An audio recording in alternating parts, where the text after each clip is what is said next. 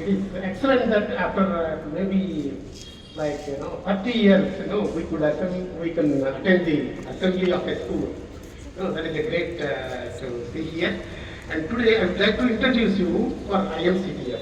Okay, what is IMCTF and what we do basically. But I am not going to get into details. Actually, it is a long story to tell you. But because of the audience that we see here, I would like to introduce as minimally as possible. And IMCTF stands for Initiative for Moral and Cultural Training Foundation. See, in this the key words are morality and cultural. So today you can see all schools are imparting even your three words that are there. They impart education, they ensure that you grow and you can go into the field. But what is lacking today is we are tending towards the Western way of thinking. So that is what we feel is the stumbling block in India. That is why we have found this organization. This organization founded by S. Gurumurthy, who is the IIT professor and Sastra University professor and ex-RBI chairman. And also this is administratively run by coordinator by name Gunman Singh Ji Kothari. Of course, this is a top-down organization from Delhi down to all the states. In at least we have 18 plus states the presence of IMCTF, and it is growing. And actually we have 6 themes in this. Okay. Vande Mataram, Vande Mataram, Sujalam Sufalam, Malayaj Sitaram, Sasya Shamalam Mataram.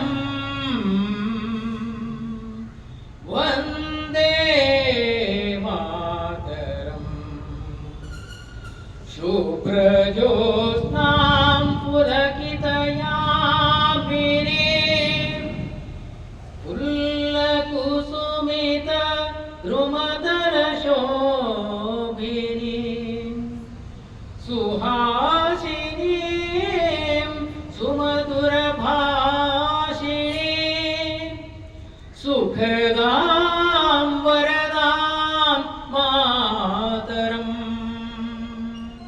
Vande Mataram, Koti Koti Kantha. Mr. Raghavendra sir to share his thoughts on the significance of Kargil Vijay Divas and the sacrifices made by our brave soldiers.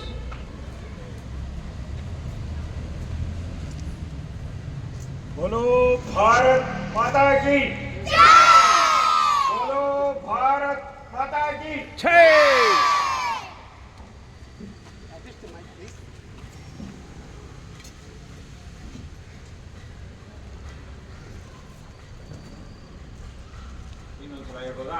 बोलो भारत माता की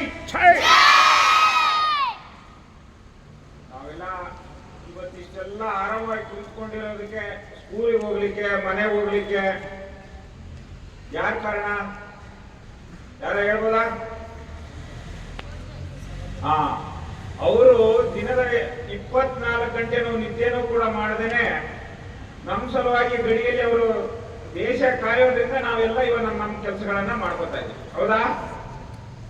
ಅವ್ರು ಅಲ್ಲಿಲ್ಲ ಅಂದ್ರೆ ಏನಾಗುತ್ತೆ?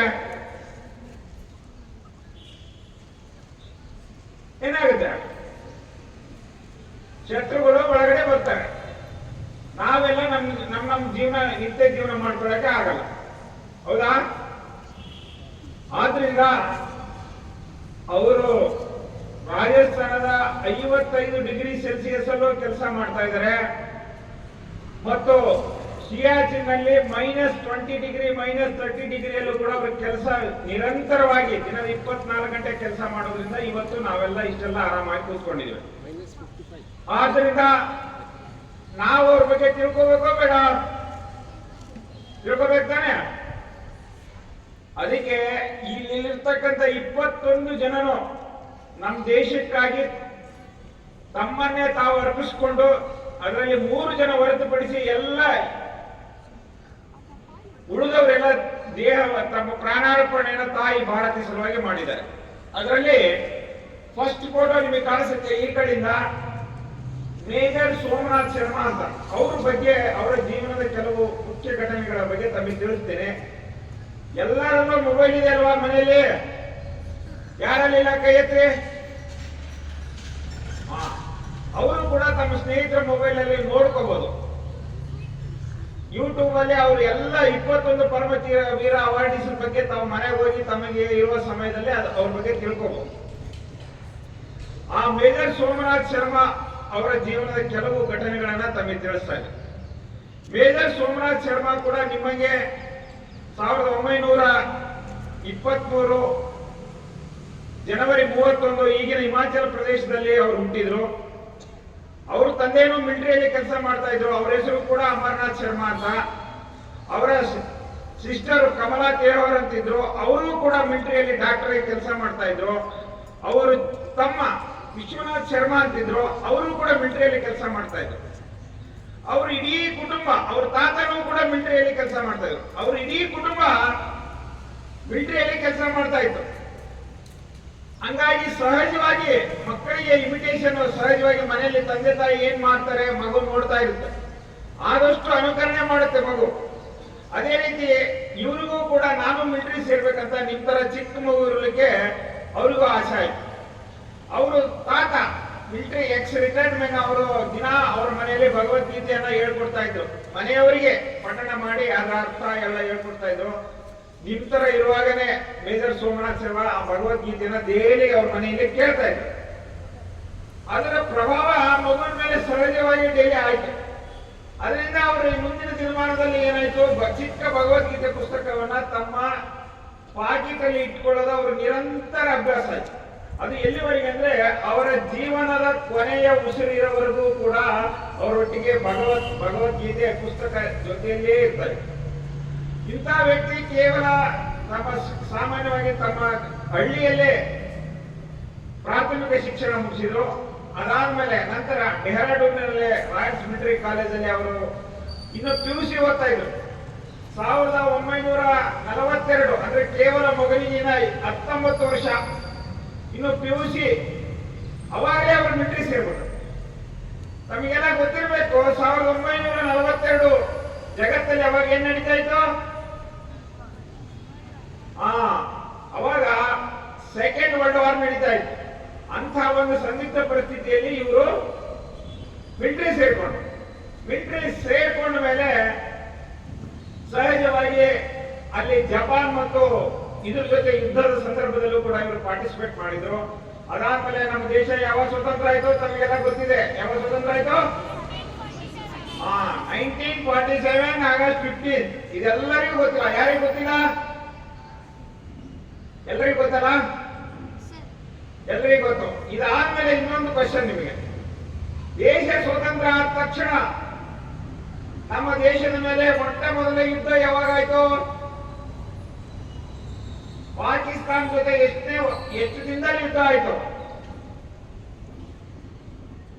ನಾವೆಲ್ಲ ತಿಳ್ಕೋಬೇಕಿದೆ. ದೇಶ ಸ್ವತಂತ್ರ ಆಗಿ ಕೇವಲ 80 ದಿನದಲ್ಲಿ ನಮ್ಮ ಮೇಲೆ ದಾಳಿಯಾಗಿದೆ. ವಿಪರ್ಯಾಸ, ಪಠ್ಯ ಪುಸ್ತಕದಲ್ಲಿ ವಿಷಯ ಉಲ್ಲೇಖ ಇಲ್ಲ, ಆದರೂ ಇದು ಸತ್ಯ. ಕೇವಲ 1947 ಆಗಸ್ಟ್ 15 ದೇಶ ಸ್ವತಂತ್ರ ಆಯಿತು. ಅಕ್ಟೋಬರ್ 25ನೇ ತಾರೀಕು ಪಾಕಿಸ್ತಾನದ ಮಿಲಿಟರಿ ಅವರು ಒಂದು ಬ್ಲೂ ಪ್ರಿಂಟ್ ರೆಡಿ ಮಾಡಿದ್ರು. ಅವಾಗ ಏನಾಗಿತ್ತು, ಇನ್ನು ಕಾಶ್ಮೀರ ಭಾರತದಲ್ಲಿ ಸಂಪೂರ್ಣ ವಿಲೀನ ಆಗಿರಲಿಲ್ಲ. ಹೇಗಾದ್ರೂ ಮಾಡಿ ಕಾಶ್ಮೀರವನ್ನ ನಾವು ತಗೊಂಡ್ಬಿಡ್ಬೇಕು ಅಂತ ಹೇಳಿ ಅವರೊಂದು ಬ್ಲೂ ಪ್ರಿಂಟ್ ರೆಡಿ ಮಾಡಿದ್ರು. ಅಕ್ಟೋಬರ್ 22, 1947 ಅವರು ಒಂದು ಪ್ಲಾನ್ ಮಾಡಿದ್ರು. ಏನ್ ಮಾಡ್ಬೇಕು, ಕಾಶ್ಮೀರ ತಗೋಬೇಕಾದ್ರೆ ನಮ್ಮಲ್ಲಿರ್ತಕ್ಕಂಥ ಮಿಲಿಟರಿ ಅವ್ರನ್ನ, ಪಾಕಿಸ್ತಾನದ ಮಿಲಿಟರಿ ಅವ್ರನ್ನ ನಾಗರಿಕರ ವೇಷದಲ್ಲಿ ಅಂದ್ರೆ ಸಿವಿಲಿಯನ್ ಡ್ರೆಸ್ ಅಲ್ಲಿ ಗುಲ್ಮ ಮಾರ್ಗದಲ್ಲಿ ಮುಖಾಂತರ ಕಳಿಸ್ಬೇಕು. ಅವರು ಹೋಗಿ ಶ್ರೀನಗರದ ಏರ್ಪೋರ್ಟ್ ಸುತ್ತಮುತ್ತ ಅಲ್ಲಿ ಬಚ್ಚಿಟ್ಕೊಂಡು ಕುತ್ಕೋಬೇಕು. ಯಾವಾಗ ಪಾಕಿಸ್ತಾನದ ಆರ್ಮಿಯಿಂದ ಅವರಿಗೆ ಆರ್ಡರ್ ಬರುತ್ತೆ, ಕೂಡಲೇ ಬಡಗಾಂವ್ ಏರ್ಪೋರ್ಟ್ ಇವಾಗ ಶ್ರೀನಗರದ ಪಕ್ಕದಲ್ಲಿ ಒಂದು ಬಡಗಾವ್ ಅಂತ ಹಳ್ಳಿ ಇದೆ, ಅದ್ರ ಏರ್ಪೋರ್ಟ್ ಇದೆ. ಆ ಏರ್ಪೋರ್ಟ್ ಆಕ್ಯುಪೈ ಮಾಡಿ ಇಡೀ ಜಮ್ಮು ಕಾಶ್ಮೀರನ ಪಾಕಿಸ್ತಾನಕ್ಕೆ ಸೇರಿಸ್ಬಿಡ್ಬೇಕಂತ ಹೇಳಿ ಅವರು ಪ್ಲಾನ್ ಮಾಡಿದ್ರು. ನಮ್ಮ ಇಂಡಿಯನ್ ಇಂಟೆಲಿಜೆನ್ಸ್ಗೆ 3 ದಿನದ ನಂತರ ಅಂದ್ರೆ ಅಕ್ಟೋಬರ್ 25, 1947 ಅವಾಗ ಆ ಇಂಟೆಲಿಜೆನ್ಸ್ ರಿಪೋರ್ಟ್ ಇಂಡಿಯನ್ ಮಿಲಿಟರಿ ಬಂತು. ಇಂಡಿಯನ್ ಮಿಲಿಟರಿ ಬಂದ್ಮೇಲೆ ನಮ್ಮವರು ಯೋಚನೆ ಮಾಡ್ತಾ ಇದ್ರು, ಐಆರ್ ಆಫೀಸರ್, ಇಲ್ಲ ಪಾಕಿಸ್ತಾನದವರು ಏನೋ ಒಂದು ಕುಮ್ಮಕ್ ಮಾಡ್ತಾ ಇದಾರೆ, ನಮಗೆ ಎನಿ ಟೈಮಲ್ಲಿ ನಮ್ಮ ಮೇಲೆ ದಾಳಿ ಆಗ್ಬೋದು, ನಾವು ಏನಾದ್ರೂ ಇದಕ್ಕೆ ವ್ಯವಸ್ಥೆ ಮಾಡ್ಬೇಕು ಅಂತ ಹೇಳಿ ಮಿಲಿಟರಿ ಆಫೀಸರು ಯೋಚನೆ ಮಾಡುವಾಗ ಮೇಜರ್ ಸೋಮನಾಥ್ ಶರ್ಮಾ ಅಲ್ಲೇ ಕುಮಾನ್ ಅಂತ ಒಂದು ರೆಜಿಮೆಂಟ್ ಇತ್ತು, ಆ ರೆಜಿಮೆಂಟ್ ಅಲ್ಲಿ ಅವರು ಹೆಡ್ ಆಗಿ ಕೆಲಸ ಮಾಡ್ತಾ ಇದ್ರು. ಅವಾಗ ಅವರು ಹಾಕಿ ಆಡ್ಲಿಕ್ಕೆ ಹೋಗಿ ಅವ್ರ ಎಡಗೈ ಫ್ರಾಕ್ಚರ್ ಆಗಿತ್ತು, ಬ್ಯಾಂಡೇಜ್ ಆಗಿತ್ತು. ಇಂಥ ಸಂದರ್ಭದಲ್ಲೂ ಕೂಡ ಅವ್ರು ಏನ್ ಹೇಳ್ತಾರೆ ಅಂದ್ರೆ, ಮಿಲಿಟರಿ ಐಆರ್ ಆಫೀಸರ್ ಹೇಳ್ತಾರೆ, ನೀವು ಕೂಡಲೇ ನನಗೆ ಪರ್ಮಿಷನ್ ಕೊಡಿ, ಅದೇನಿದ್ರು ಪಾಕಿಸ್ತಾನದ ಏನೇ ಸಂಚು ಮಾಡಿದ್ರು ನಾನು ಅವ್ರನ್ನ ಹೊಡೆದಾಕಿ ನಮ್ಮ ದೇಶವನ್ನ ಉಳಿಸ್ಕೊಳ್ಳಕ್ಕೆ ಏನ್ ಬೇಕು ನಾ ಎಲ್ಲ ಮಾಡ್ತೀನಿ ಅಂತ ಹೇಳಿದ್ರು. ಅವಾಗ ಮಿಲಿಟರಿ ಆಫೀಸರ್ ಹೇಳ್ತಾರೆ, ನಿನ್ ಕೈ ಫ್ರಾಕ್ಚರ್ ಆಗಿದೆ, ಬ್ಯಾಂಡೇಜ್ ಹಾಕೊಂಡಿದ್ಯಾ, ನೀನು ಯುದ್ಧ ಮಾಡಕ್ ಹೋಗೋದು ಬೇಡ, ನೀನು ನಿಲ್ಲಿಸ್ತಗೋ ಅಂತ ಹೇಳ್ತಾರೆ. ನಾವು ಒಂದಿನ ಜ್ವರ ಬಂದ್ರೆ 3 ದಿನ ಸ್ಕೂಲಿಗೆ ಬರಲ್ಲ, ಕರೆಕ್ಟಾ? ನೋಡಿ, ಒಬ್ಬ ಮನುಷ್ಯನಿಗೆ ಬ್ಯಾಂಡೇಜ್ ಹಾಕಿದ್ದಾರೆ, ಕೈ ಸರಿ ಇಲ್ಲ. ಅವಾಗ ಆ ಮನುಷ್ಯ ಹೇಳ್ತಾ ಇದ್ದಾನೆ, ಸೋಮನಾಥ್ ಶರ್ಮಾ, ಸ್ವಾಮಿ ನಮ್ಮದು ಕೈ ನೋಡಬೇಡಿ ನೀವು, ತಲೆ ಉಳಿದ ಅಂಗಾಂಗಗಳು ಎಲ್ಲ ಸರಿ ಇದೆ, ಇದಕ್ಕೇನೋ ಸ್ವಲ್ಪ ಬ್ಯಾಂಡೇಜ್ ಆಗಿದೆ, ಆದ್ರೂ ನನ್ನ ಕೈ ಕೆಲಸ ಮಾಡುತ್ತೆ, ನಾನು ಗಟ್ಟಿದ್ದ ಶತ್ರುಗಳನ್ನ ಸಾಯಿಸ್ತೀನಿ ಅಂತ ಹೇಳ್ತಾರೆ ಮೇಜರ್ ಸೋಮನಾಥ್ ಶರ್ಮಾ. ಅವರು ಬೇಡ ಅಂದ್ರೂ ಸೋಮನಾಥ್ ಶರ್ಮಾ ಅವ್ರು ಏನ್ ಮಾಡ್ತಾರೆ, ಇಲ್ಲ ನನಗೆ ಪರ್ಮಿಷನ್ ಕೊಡಿ, ಪಾಕಿಸ್ತಾನದವ್ರನ್ನೆಲ್ಲ ಹೊಡೆದಾಕ್ಬಿಡ್ತೀನಿ ಅಂತ ಹೇಳ್ತಾರೆ. ಹೇಳಿದ ತಕ್ಷಣ ಎಷ್ಟು ಹೇಳಿದ್ರು ಕೇಳಲ್ಲ, ಆಯ್ತಪ್ಪ ನೀನೊಬ್ಬರೇ ಹೋಗೋಣ, ನಿನ್ ಜೊತೆ ಇನ್ನೂ 2 ಟ್ರೂಪ್ ಕಳಿಸ್ತೀವಿ, 3 ಟ್ರೂಪ್ ಬಡಗಾಮ್ ಏರ್ಪೋರ್ಟ್ಗೆ ನೀವು ಹೋಗಿ. ಅಕ್ಟೋಬರ್ 28, 1947 ನಮ್ಮ ಇಂಡಿಯನ್ ಆರ್ಮಿ 3 ಟ್ರೂಪ್ಗಳು ಬಡಗಾಮ್ ಏರ್ಪೋರ್ಟ್ಗೆ ಬಂತು. ಬಡಗಾಮ್ ಏರ್ಪೋರ್ಟ್ಗೆ ಬಂದು ಡೇ ಅಂಡ್ ನೈಟ್ ಪೆಟ್ರೋಲಿಂಗ್ ಮಾಡ್ತಾ ಇದ್ರು. ಯಾರು ಶತ್ರುಗಳು ಬರ್ತಾ ಇದಾರೆ ಇಲ್ಲ ಅಂತ ಅವ್ರು ಗಮನಿಸ್ತಾ ಇದ್ರು ಡೇ ಅಂಡ್ ನೈಟ್ ಆಗಿ. ಆದ್ರೆ ನವೆಂಬರ್ 3ನೇ ತಾರೀಕುವರೆಗೂ ಅಂದ್ರೆ ಅಲ್ಲಿಗೆ 5 ದಿನ ಪೆಟ್ರೋಲಿಂಗ್ ನಿರಂತರವಾಗಿ ನಮ್ಮ ಮಿಲಿಟರಿ ಮಾಡಿದ್ದು. ಯಾವೊಬ್ಬ ಪಾಕಿಸ್ತಾನದವರು ಬಂದಿರುವಾಗಲಿ ಗುಂಡು ಹೊಡೆಯುವುದಾಗ್ಲಿ ಯಾವುದೂ ಪತ್ತೆ ಆಗ್ಲಿಲ್ಲ. ಅವಾಗ ನಮ್ಮ ಐಆರ್ ಮಿಲಿಟರಿ ಆಫೀಸರ್ ಏನ್ ಮಾಡಿದ್ರು, ಅವಾಗ ಜನರಲ್ ಕಾರ್ಯಪ್ಪ ಅವರು ಕೂಡ ನಮ್ಮ ಕರ್ನಾಟಕದವರೇ, ಅವರ ಮಿಲಿಟರಿಯನ್ನ ಅವರ ನೇತೃತ್ವದಲ್ಲಿ ಮಿಲಿಟರಿ ಕೆಲಸ ಮಾಡ್ತಾ ಇದ್ರು. ಅವಾಗ ನವೆಂಬರ್ 3ನೇ ತಾರೀಕು ಬೆಳಿಗ್ಗೆ ಐಆರ್ ಆಫೀಸರ್ ವೈಲಾಸ್ ಮುಖಾಂತರ ಹೇಳ್ತಾರೆ, ಇಲ್ಲ ಅದೇನೋ ಫೇಕ್ ನ್ಯೂಸ್ ಇರ್ಬೋದು, 3 ಟ್ರೂಪ್ ಇದೆಯಲ್ಲ, 1 ಟ್ರೂಪ್ ಬಡಗಾವಿ ಏರ್ಪೋರ್ಟ್ ಅಲ್ಲಿ ಬಿಟ್ಬಿಡಿ, ಇನ್ನ 2 ಟ್ರೂಪ್ ನ ವಾಪಸ್ ಬಂದ್ಬಿಡಿ ಅಂತ ಹೇಳ್ತಾರೆ. ಬಂದ್ಮೇಲೆ ಯಾವಾಗ 3 ಟ್ರೂಪ್ ಅಲ್ಲಿ 2 ಟ್ರೂಪ್ ವಾಪಸ್ ಹೋಯ್ತು, ಇನ್ನ 1 ಟ್ರೂಪ್ ಅಲ್ಲೇ ಇತ್ತು. ಅದೇ ಯಾರೋ ಮೇಜರ್ ಸೋಮನಾಥ್ ಶರ್ಮಾ ಹೇಳ್ತಾನೆ, ನೀವು ಹೋಗ್ರಿ, ನಮ್ ಟ್ರೂಪ್ ಇಲ್ಲೇ ಇರುತ್ತೆ, ನಾನು ಇನ್ನೂ ಪೆಟ್ರೋಲಿಂಗ್ ಮಾಡಿ ಇನ್ನೂ ಸ್ವಲ್ಪ ದಿನ ಇಲ್ಲಿದ್ದು ಏನಾಗುತ್ತೆ ನೋಡ್ಕೊಂಡ್ ಬರ್ತೀನಿ ಅಂತ ಹೇಳ್ಬಿಟ್ಟು ಅವ್ರು 2 ಟ್ರೂಪ್ ಕಳಿಸಿ ಇವರಲ್ಲೇ ಇದ್ರು. ಯಾವಾಗ ನಮ್ದು 2 ರೆಜಿಮೆಂಟ್ಗಳು ವಾಪಸ್ ಹೋಯ್ತು, ಇನ್ನ 1 ರೆಜಿಮೆಂಟ್ ಮಾತ್ರ ಇತ್ತು, ಅವಾಗ ಪಾಕಿಸ್ತಾನದ ಸುತ್ತಮುತ್ತಲು ಕುತ್ಕೊಂಡಿರ್ತಕ್ಕಂಥ ಪಾಕಿಸ್ತಾನದ ಸೈನಿಕರು ಏನ್ ಮಾಡಿದ್ರು, ತಮ್ಮ ಕೆಲಸ ಶುರು ಮಾಡಿದ್ರು. ಏನ್ ಮಾಡಿದ್ರು ಅವರು, ಸುತ್ತಲೂ ಮಿಲಿಟರಿ ಸುತ್ತಲೂ ಬಂದ್ರು. ಎಲ್ಲ ಪಾಕಿಸ್ತಾನದ ಸೈನಿಕರು ಮಾರ್ವೇಶ್ವರಗಿದ್ದವರೆಲ್ಲ ಅವ್ರು ಗಂತಕೊಂಡು ಏನ್ ಬಂದ್ರು, ಮಧ್ಯದಲ್ಲಿ ಬಡಗಾವ್ ಏರ್ಪೋರ್ಟ್ ಇದೆ, ಸುತ್ತಲೂ ಬಂದ್ರು. ನಮ್ಮವ್ರ ಮಧ್ಯದಲ್ಲಿದೆ. ಅವ್ರು ಎಷ್ಟಿದ್ದಾರೆ, ನಮ್ಮವ್ರು 100 ಜನ ರೆಜಿಮೆಂಟ್ ಇದ್ರೆ ಅವ್ರು 700 ಜನ ಇದ್ದಾರೆ, 700ಕ್ಕೂ ಅಧಿಕ ಜನ ಇದ್ದಾರೆ. ಅವಾಗ ಮೇಜರ್ ಸೋಮನಾಥ್ ಶರ್ಮಾ ಗೊತ್ತಾಯ್ತು, ಪಾಕಿಸ್ತಾನದವರು ಇದೆಲ್ಲ ಪ್ಲಾನ್ ಮಾಡ್ಕೊಂಡ್ ಬಂದಿದ್ದಾರೆ. ಅವಾಗ ಅವರು ನಮ್ಮಲ್ಲಿರ್ತಕ್ಕಂಥ ತನ್ನ ಸಹಪಾಠಿಗಳಿಗೆ ಹೇಳ್ತಾರೆ, ನೋಡಿ ನೀವೇನು ಹೆದರ್ಕೋಬೇಡಿ, ಅಂದ್ರೆ ಮನುಷ್ಯ ಕಷ್ಟ ಬರ್ಲಿ ಸುಖ ಬರ್ಲಿ ಏನೇ ಬಂದ್ರು ಅದರ ಸ್ಥಿಮಿತತೆ ಸ್ಥಿತಪ್ರಜ್ಞತೆಯಿಂದ ಹೆಂಗಿರ್ಬೇಕು ಅನ್ನೋದಕ್ಕೆ ಮೇಜರ್ ಸೋಮನಾಥ್ ಶರ್ಮಾ ಉದಾಹರಣೆ. ಅವ್ರು ಹೇಳ್ತಾರೆ, ನೀವು ಯಾವುದೇ ಕಾರಣಕ್ಕೂ ಟೆನ್ಷನ್ ಆಗ್ಬೇಡಿ, ಅವ್ರು ಎಷ್ಟಾದ್ರೂ ಬರಲಿ, ಅವ್ರನ್ನ ನಾವು ಹೊಡಿತೀವಿ ಅಂತ ನಿಮ್ಮಲ್ಲಿ ಒಂದು ಸಂಕಲ್ಪ ಮಾಡಿ ಅವರು ಸುತ್ತುವರೆದು ಬಂದಿದ್ದನ್ನ ನೋಡಿ ಇವರಿಗೆಲ್ಲ ಉಳಿದ ಸೈನಿಕರಿಗೆ ಧೈರ್ಯ ತುಂಬ್ತಾರೆ. ನೋಡಿ ನೀವು ಯಾವುದೇ ಕಾರಣಕ್ಕೂ ಟೆನ್ಷನ್ ಮಾಡ್ಕೋಬೇಡಿ, ನಾನೇನ್ ಮಾಡ್ತೀನಿ ಅಂದ್ರೆ ಒಂದು ಪ್ಲಾನ್ ಹೇಳ್ತೀನಿ, ಅದ್ರಂಗ್ ಮಾಡಿ, ಅವರೇ 10 ಜನ ಸತ್ತೋಗ್ತಾರೆ ಅಂತ ಹೇಳ್ತಾರೆ. ಮೇಜರ್ ಸೋಮನಾಥ್ ಶರ್ಮಾ ಎಲ್ಲರಿಗೂ ಒಂದು ಇನ್ಸ್ಟ್ರಕ್ಷನ್ ಕೊಡ್ತಾರೆ, ಅವರು ರೌಂಡ್ ಆಗಿ ಬರ್ಲಿ, ನಾವು ಇಲ್ಲೇ ಇದ್ದೆ ಏನ್ ಮಾಡ್ಬೇಕು, ಅವ್ರ ಫೈರಿಂಗಿಗೆ ಇನ್ನು ಆರ್ಡರ್ ಕೊಟ್ಟ ತಕ್ಷಣನೇ ನಾವೆಲ್ಲ ಮಲ್ಕೊಂಡ್ಬಿಡ್ಬೇಕು. ಅವಾಗ ಒಬ್ರು ಗುಂಡು ಒಬ್ರಿಗೆ ತಗಲಿ ಅವರೇ 50 ಜನ ಸತ್ತೋಗ್ಬಿಡ್ತಾರೆ ಅಂತ ಹೇಳ್ತಾರೆ. ತಕ್ಷಣ ಅವಾಗ ಏನಾಗುತ್ತೆ, ಸುತ್ತಲೂ ಪಾಕಿಸ್ತಾನದ ಸೈನಿಕರು ಬರ್ತಾರೆ. ನೀವು ಇಮ್ಯಾಜಿನ್ ಮಾಡ್ಕೋಬೇಕು, ಸುತ್ತಲೂ ಪಾಕಿಸ್ತಾನದವ್ರು ಬಂದಿದ್ದಾರೆ, ಮಧ್ಯದಲ್ಲಿ ಯಾರಿದ್ದಾರೆ, ಇಂಡಿಯನ್ ಮಿಲಿಟರಿ ಇದೆ, ಹೌದಾನೆ? ಅವಾಗ ಬಂದ ತಕ್ಷಣ ಏನ್ ಮಾಡ್ತಾರೆ ಅಂದ್ರೆ, ಅವ್ರು ಫೈರಿಂಗ್ ಆರ್ಡರ್ ಕೊಟ್ಟ ತಕ್ಷಣನೇ ನಮ್ಮ ಸೈನಿಕರು ಏನ್ ಮಾಡ್ತಾರೆ, ಮಲ್ಕೊಂಡ್ಬಿಡ್ತಾರೆ. ಅವಾಗ ಅರ್ಧ ಜನ ಅವರೇ ಸತ್ತೋಗ್ತಾರೆ, ಯಾಕಂದ್ರೆ ಅವ್ರು ಬಿಟ್ಟು ಅವರಿಗೆ ಹೊಡೆಯುತ್ತೆ. ಈ ಪ್ಲಾನ್ ಅನ್ನ ಮೇಜರ್ ಸೋಮನಾಥ್ ಶರ್ಮಾ ಮಾಡಿದ್ರಿಂದ ಅರ್ಧ ಪಾಕಿಸ್ತಾನದವ್ರು ಸತ್ತೋಗ್ತಾರೆ. ಸತ್ತೋದ ತಕ್ಷಣ ಯುದ್ಧ ಅಲ್ಲಿಗೆ ಮುಗಿಲಿಲ್ಲ, ಮತ್ತೆ ಘೋರ ಯುದ್ಧ ಆಗುತ್ತೆ. ಯುದ್ಧದಲ್ಲಿ ಇನ್ಯಾರ್ದೋ ಕಾಲು ಹೋಗುತ್ತೆ, ಇನ್ಯಾರ್ದೋ ಕೈ ಹೋಗುತ್ತೆ, ಇನ್ಯಾರ್ದೋ ಮೂಗು ಹೋಗುತ್ತೆ. ಹಿಂಗೆ ಎಲ್ಲ ಬಡಗಾಂವ್ ಏರ್ಪೋರ್ಟ್ ರಕ್ತ ಹರಿತಾ ಇರುತ್ತೆ. ಇಂತಹ ಸಂದರ್ಭದಲ್ಲಿ ಹಿಂಗೆ ಹೋರಾಟ ಮಾಡ್ತಕ್ಕಂಥ ಸಂದರ್ಭದಲ್ಲಿ ಇವರು ಕೂಡಲೇ ಭಾರತೀಯ ಮಿಲಿಟರಿಗೆ ಒಂದು ವೈರಸ್ ಮಾಡ್ತಾರೆ ಮೇಜರ್ ಸೋಮನಾಥ್ ಶರ್ಮಾ. ಅವಾಗ ಅವರು ಒಂದೇ ಲೈನ್ ಅಲ್ಲಿ ಹೇಳ್ತಾರೆ, ನೋಡಿ ಶತ್ರುಗಳು ಕೇವಲ 50 ಅಡಿ ದೂರದಲ್ಲಿದ್ದಾರೆ, ಆದ್ರೂ ನಾವು ಎದುರೋದಿಲ್ಲ. ಅವರು 1:7 ಇದ್ದಾರೆ, ಆದ್ರೂ ನಾವು ಎದುರೋದಿಲ್ಲ. ತಾಯಿ ಭಾರತೀಯ 1 ಇಂಚು ನೆಲ ಕೂಡ ಶತ್ರುಗಳಿಗೆ ನಾವು ಬಿಟ್ಕೊಡಲ್ಲ ಅಂತ ಹೇಳಿ ವೈರಸ್ ಇಟ್ಬಿಡ್ತಾರೆ. ವೈರಸ್ ಇಟ್ಟ ಮೇಲಿನೂ ಕೂಡ ಯುದ್ಧ ಮುಂದುವರಿಯುತ್ತೆ. ಈ ಯುದ್ಧದಲ್ಲಿ ಎಲ್ಲ ಭಾರತೀಯ ಸೈನಿಕರು ಹಸ್ತಂಗತ ಆಗ್ತಾರೆ. ಅದರಲ್ಲೂ ಕೂಡ ಮೇಜರ್ ಸೋಮನಾಥ್ ಶರ್ಮಾ ಕೂಡ 1947 ನವೆಂಬರ್ 3ನೇ ತಾರೀಕು ಅವರು ಕೂಡ ತಮ್ಮ ಪ್ರಾಣಾರ್ಪಣೆಯನ್ನು ದೇಶಕ್ಕಾಗಿ ಮಾಡ್ತಾರೆ. ಆದ್ರೆ ನಮ್ಮವರು ಸತ್ತಿದ್ದಷ್ಟೇ ಅಲ್ಲ, ಯಾವ ಒಬ್ಬ ಪಾಕಿಸ್ತಾನದ ಸೈನಿಕನು ಬದುಕಲಿಕ್ಕೆ ಬಿಟ್ಟಿಲ್ಲ. ಇದರಿಂದ ಬಡಗಾಂವ್ ಏರ್ಪೋರ್ಟ್ ನಮ್ಮ ದೇಶದಲ್ಲಿ ಉಳಿತು. ಇವತ್ತು ಕಾಶ್ಮೀರ ನಮ್ಮ ದೇಶದ ಭೂಪಟದಲ್ಲಿ ಇರಬೇಕಂದ್ರೆ ಅವತ್ತು ಮೇಜರ್ ಸೋಮನಾಥ್ ಶರ್ಮಾ ಅವರು ಮಾಡಿದ ತ್ಯಾಗ, ಕುಮಾರ್ ರಿಜ್ವಾನ್ ಮಾಡಿರ್ತಕ್ಕಂಥ ತ್ಯಾಗದಿಂದ ಇವತ್ತು ನಮ್ಮ ಭೂಪಟದಲ್ಲಿ ಕಾಶ್ಮೀರ ಉಳ್ಕೊಂಡಿದೆ. ಇದನ್ನ ಮೆಚ್ಚಿ ಭಾರತ ಸರ್ಕಾರ ಅವರಿಗೆ 1950 ಜನವರಿ 21ರಲ್ಲಿ ಮರಣೋತ್ತರವಾಗಿ ಮಿಲಿಟರಿಯಲ್ಲೇ ಹೈಯೆಸ್ಟ್ ಅವಾರ್ಡ್ ಪರಮವೀರ ಚಕ್ರವನ್ನ ಕೊಟ್ಟಿದ್ದಾರೆ.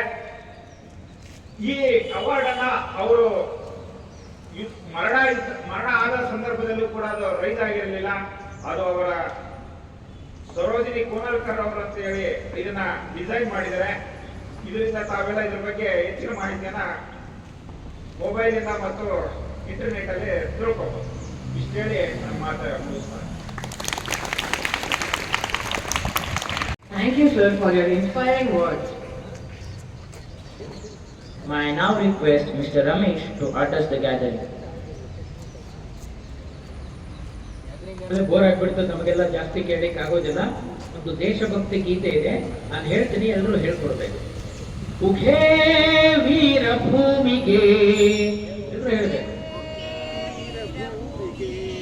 ಉಘೇ ವೀರ ಭೂಮಿಗೆ. ಇದು ದೇಶಭಕ್ತಿ ಗೀತೆ. ನಮಗೆ ದೇಶಭಕ್ತಿ ತಾಯಿ ಭಾರತೀಯ ಹಾಡು ಹೇಳ್ಬೇಕಾದ್ರೆ ನಾಚಿಕೆ ಇರಬಾರ್ದು, ಕುತ್ಕೋಬೇಕು. ನಾಚಿಕೆ ಇರಬಾರ್ದು, ಅಂಜಿಕೆ ಇರಬಾರ್ದು, ಜೋರಾಗಿ ಚೆನ್ನಾಗಿ ಹೇಳ್ಬೇಕು. ಉಘೇ ಉಘೇ ಯುಗೇ ಯುಗೇ ಉಘೇ ಉಘೇ ಉಘೇ ವೀರ ಭೂಮಿಗೆ. ಎತ್ತರೆತ್ತರೆತ್ತರಕ್ಕೆ ಏರಲೆಮ್ಮ ಬಾವುಟ, ಉತ್ತರುತ್ತರುತ್ತರಕ್ಕೆ ಬೆಳೆಯಲೆಮ್ಮ ಭೂಪಟ. ಯೋಧ ವಸ್ತ್ರ ಹೆಗಲ ಶಸ್ತ್ರ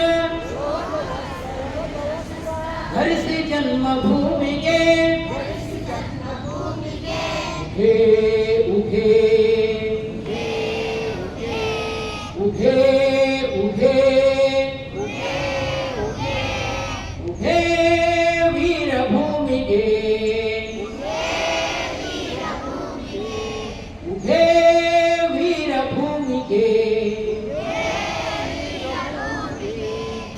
ನಾವೆಲ್ಲ ಮಕ್ಕಳು ಇರೋದ್ರಿಂದ ಜಾಸ್ತಿ ಕೊಡ್ಲಿಕ್ಕೆ ಆಗಂಗಿಲ್ಲ, ಹಾಗಾಗಿ ಒಂದು ಇಂಟ್ರೊಡಕ್ಷನ್ ಮಾಡಿದೀವಿ. ನಿಮಗೆ ನಮ್ಮ 21 ಜನರದ್ದು ಎಲ್ಲ ಫೋಟೋ ವಿಡಿಯೋ ನಮಗೆ ಇಂಟರ್ನೆಟ್ ಅಲ್ಲಿ ಸಿಗ್ತದೆ. ದಯವಿಟ್ಟು ಎಲ್ಲರೂ ನಾವು ಅವ್ರ ಕಥೆಗಳನ್ನು ಅಭ್ಯಾಸ ಮಾಡಿಕೊಂಡು ಮುಂದಿನ ಕಾರ್ಯಕ್ರಮದಲ್ಲಿ ನೀವೇ ಅವ್ರ ಕಥೆ ಹೇಳೋದನ್ನ ಅಭ್ಯಾಸ ಇಮ್ಯಾಜಿನ್ ಮಾಡ್ಕೊಳ್ಳಿ ಮಕ್ಕಳೇ, ಭಾರತ ದೇಶದ ಮುಕುಟ ಜಮ್ಮು ಅಂಡ್ ಕಾಶ್ಮೀರ್, ಲೇ ಲದಾಖಿಂದ ಮೇಲೆ ಸಿಯಾಚಿನ್ ಗ್ಲೇಷಿಯರ್, ಅಲ್ಲಿ 4 ದೇಶದ ಬಾರ್ಡರ್ ಇದೆ.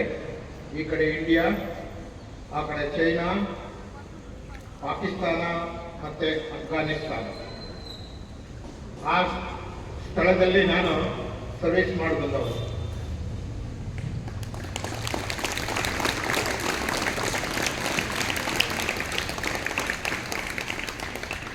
ಮತ್ತೆ ಕಾರ್ಗಿಲ್ ವಾರ್ ಆಗ್ಲಿಕ್ಕೆ ಕಾರಣ 1972ರಲ್ಲಿ ಭಾರತ ಮತ್ತು ಪಾಕಿಸ್ತಾನ ಗವರ್ಮೆಂಟ್ ಮಧ್ಯ ಒಂದು ಅಗ್ರಿಮೆಂಟ್ ಆಗಿತ್ತು. ತುಂಬಾ ಹಿಮ ಬೀಳೋ ಪ್ರದೇಶ ಆಗಿರೋದ್ರಿಂದ ಪಾಕಿಸ್ತಾನ ಸೇನೆ ಮತ್ತೆ ಭಾರತದ ಸೇನೆ 20 ಕಿಲೋಮೀಟರ್ ಹಿಂದೆ ಬಂದು ಸರಿಬೇಕಾಗುತ್ತೆ. ಯಾಕಂದ್ರೆ ಇಲ್ಲಿ ಬರೀ ಕಾಲಲ್ಲಿ ನಡ್ಕೊಂಡೇ ಹೋಗ್ಬೇಕು, ಬೇರೆ ಯಾವುದು ಟ್ರಾನ್ಸ್ಪೋರ್ಟ್ ಇಲ್ಲ. ಅಲ್ಲಿ ಬೆಟ್ಟ ಗುಡ್ಡ ಪ್ರದೇಶ, ತುಂಬಾ ಹಿಮ ಬೀಳೋದ್ರಿಂದ ಅಲ್ಲಿ ಪಾಕಿಸ್ತಾನದವ್ರಿಗೂ ತುಂಬಾ ಸಾವು ನೋವು ಆಗ್ತಿತ್ತು, ನಮ್ಮ ಇಂಡಿಯಾದವ್ರಿಗೂ ಕೂಡ ಸಾವು ನೋವು ಆಗ್ತಿತ್ತು. ಆದ್ರಿಂದ ಒಂದು ಅಗ್ರಿಮೆಂಟ್ ಆಗಿತ್ತು. ಆ ಅಗ್ರಿಮೆಂಟ್ ಪ್ರಕಾರನೇ ನಮ್ಮ ದೇಶ ಆ ಒಂದು 3-4 ತಿಂಗಳು ಕಾರ್ಗಿಲ್ ಪ್ಲೇಸ್, ಈಗ ಏನು ಹೇಳ್ತೀರಾ, ಟೊಲೋಲಿಂಗ್ ಪ್ರದೇಶ, ಟೈಗರ್ ಹಿಲ್ ಪ್ರದೇಶ, .44, ತರಾಸ್, ಈ ಪ್ರದೇಶಗಳಲ್ಲಿ ಹಿಂದೆ ಬರ್ತಿತ್ತು. ತುಂಬಾ ಹಿಮ ಬೀಳ್ತಿತ್ತು, ಈ ಬೀಳಿಗೆ ತನಕ ಹಿಮ ಬೀಳ್ತಿತ್ತು. ಆದ್ರೆ ಭಾರತ ಮತ್ತು ಪಾಕಿಸ್ತಾನ ಮತ್ತೆ ಚೈನಾ ಈ ದೇಶಗಳು ಯಾಕಾದ್ರೂ ಮಾಡಿ ಪಾಪ ಆಕ್ಯುಪೈಡ್ ಕಾಶ್ಮೀರ ಅಂತ ಹೇಳ್ತಿರಲ್ಲ ಮಕ್ಕಳೇ, ಗೊತ್ತಿದೆಯಾ? POK ಅದೊಂದು ಭಾರತದ ಸ್ಥಳ, ಆದ್ರೆ ಅದು POK ಇವಾಗ ಪಾಕಿಸ್ತಾನ ಅಂಡರ್ಲಿದೆ. ಅದೇ ರೀತಿ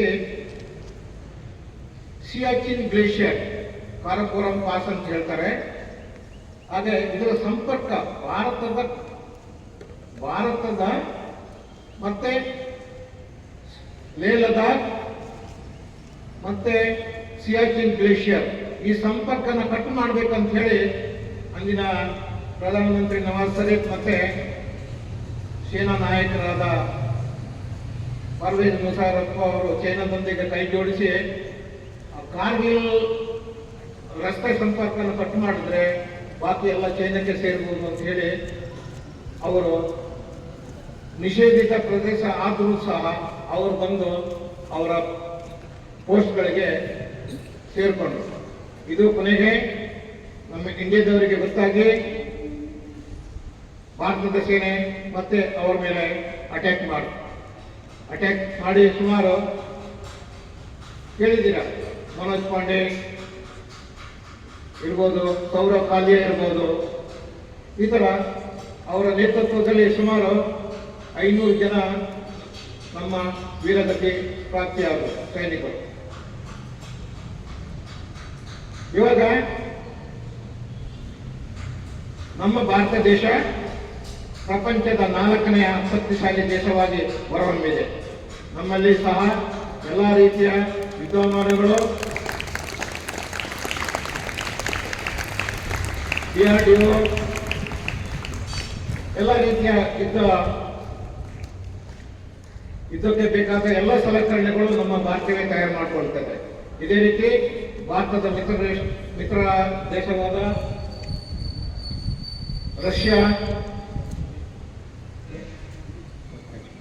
ರಷ್ಯಾ ಮತ್ತು ಇಸ್ರೇಲ್ ಟೆಕ್ನಾಲಜಿಯಿಂದ ನಮ್ಮ ದೇಶಕ್ಕೆ ಒಳ್ಳೆಯ ಯುದ್ಧೋಪಕರಣಗಳಿವೆ. ಮಾತಾಡೋದು ಇನ್ನೂ ಇದೆ, ಅದರ ಸಮಯದ ಅಭಾವದಿಂದ ನನ್ನ ಚಿಕ್ಕ ಈ ಭಾಷಣವನ್ನು ಮುಕ್ತಾಯವಾಗ್ತದೆ. ಜೈ ಹಿಂದ್.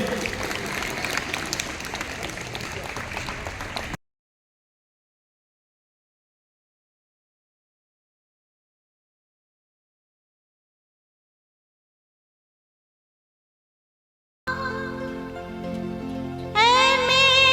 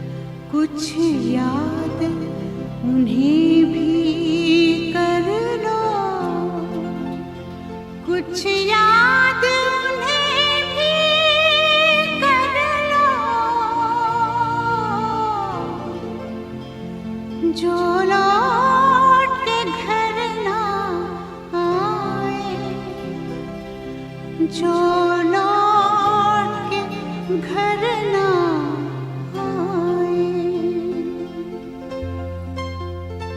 ए मेरे वतन के लोगों, जरा आँख में भर लो पानी, जो शहीद